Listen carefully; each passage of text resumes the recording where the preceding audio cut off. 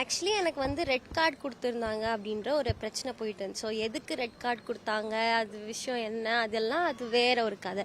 So நான் வந்து சரி ஓகே ரெட் கார்டு கொடுத்தாங்கன்னா தொழில் ரீதியாக நம்ம எந்த ஒர்க்கும் பண்ணக்கூடாது, என்னை வந்து சின்ன திரையில சீரியல் எதுவும் நடிக்கக்கூடாது அப்படின்ற மாதிரி 1 இயருக்கு தடை பண்ணியிருந்தாங்க. ஸோ நான் வந்து என்ன நினச்சேன், சரி ஓகே சீரியலில் நடிக்கக்கூடாது, நம்ம வந்து சங்கத்தில் வந்து நிற்கலாம், மெம்பராக நிற்கலாம். ஏன்னா எனக்கு ரெட் கார்டு கொடுத்தது எனக்கு நியாயமா படலை. இதை நான் வந்து சொன்னப்போ வந்து சில பல காரணங்களால அப்போ தலைவராக இருந்த சிவன் ஸ்ரீனிவாசன் சாராலையும் வந்து அதை தடுக்க முடியல. ஸோ அதனால நான் என்ன நினைச்சேன், அட்லீஸ்ட் நான் உள்ள வந்தா என்ன மாதிரி ஏதாவது பிரச்சனை இருக்கிற ஆர்டிஸ்ட் வரும்போது அவங்களுக்கு நம்ம ஹெல்ப் பண்ணலாம் அப்படின்னு நான் மெம்பராக நிற்கலாம், கமிட்டி மெம்பராக நிற்கலாம் அப்படின்னு வந்தேன்.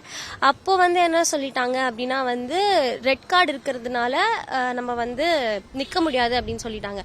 பட் ஆனால் பைலால பார்க்கும்போது லைக் இந்த மாதிரி வழக்கு நடந்துட்டே இருக்கும்போது யாரும் நிற்க முடியாதுன்னு தான் இருந்துச்சு. பட் வேற பைலாஸ்லாம் காமிச்சாங்க. சரி ஓகே என்னால் ப்ரொடியூசருக்கு வந்து லாஸ் அப்படி இப்படின்னு நிறைய இது காமிச்சாங்க. சரி ஓகே அப்படின்ற மாதிரி நானும் விட்டுட்டேன். சரி நான் வந்து எலெக்ஷன்லயும் நிற்கல, நான் ஓட்டு தான் போட வந்தேன். ஏங்க எலெக்ஷன்ல நிற்காதவங்க ஓட்டு போடக்கூடாதா?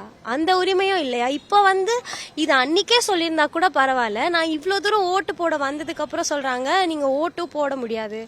ஏன்னா வந்து அந்த விஷயம் 1 இயர் அந்த ரெட் கார்டு இருக்கு அப்படின்னு அது வந்து தொழில் ரீதியாக தானே தடை பண்ணியிருக்காங்க. பட் ஆனால் ஓட்டு போடுற உரிமையை ஏன் எடுக்கிறாங்க அப்படின்னு தெரியல.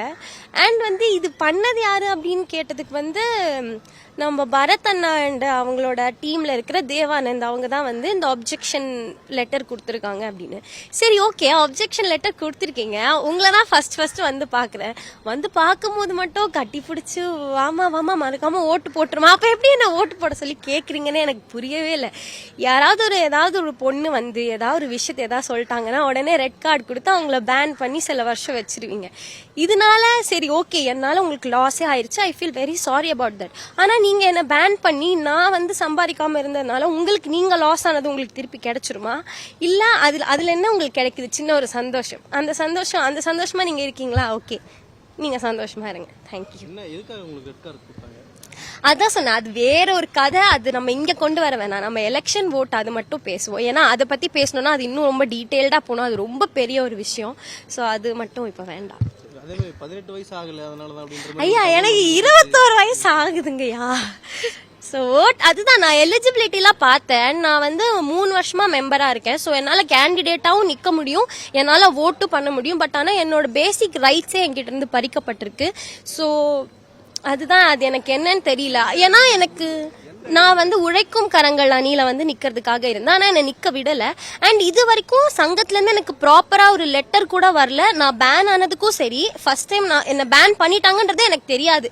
ஏன்னா நான் வந்து அதுக்கப்புறம் வேற ஷோஸ்லாம் ஒர்க் பண்ணிட்டு இருக்கும்போது தான் பிரச்சனையா பண்றாங்க. அப்போ எனக்கு நீங்க லெட்டர் கூட அனுப்பலையே அப்படின்றதுதான் என்னோட ஃபர்ஸ்ட் கேள்வியா இருந்துச்சு.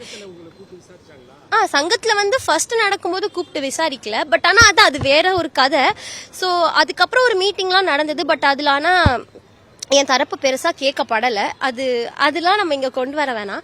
ஆனா நான் என்ன சொல்றேன்னா, இப்போ என்னோட இந்த ஓட்டிங் இந்த ரைட் போனதும் சரி, அதுக்கு முன்னாடி நான் மெம்பரா நிக்க கூடாதுன்னு சொன்னதும் சரி, எதுக்குமே எனக்கு ப்ராப்பரா ஒரு லெட்டரோ இல்ல ஒரு எக்ஸ்பிளனேஷனோ எதுவுமே வரல. நாங்களா போய் கேட்கும்போது தான் அது நம்ம விட்டுடலாம், அது ப்ளீஸ் தயவு செய்து என்ன கேட்காதீங்க அப்படின்னு. அதான் நான் பரத் அண்ணா டீம்ல இருந்து பரத் அண்ணாவும் தேவானந்த் அவங்களும் அப்படின்றதுதான் எனக்கு மேல சொன்னாங்க. ஸோ அதுதான் எனக்கு தெரியும். தேங்க்யூ.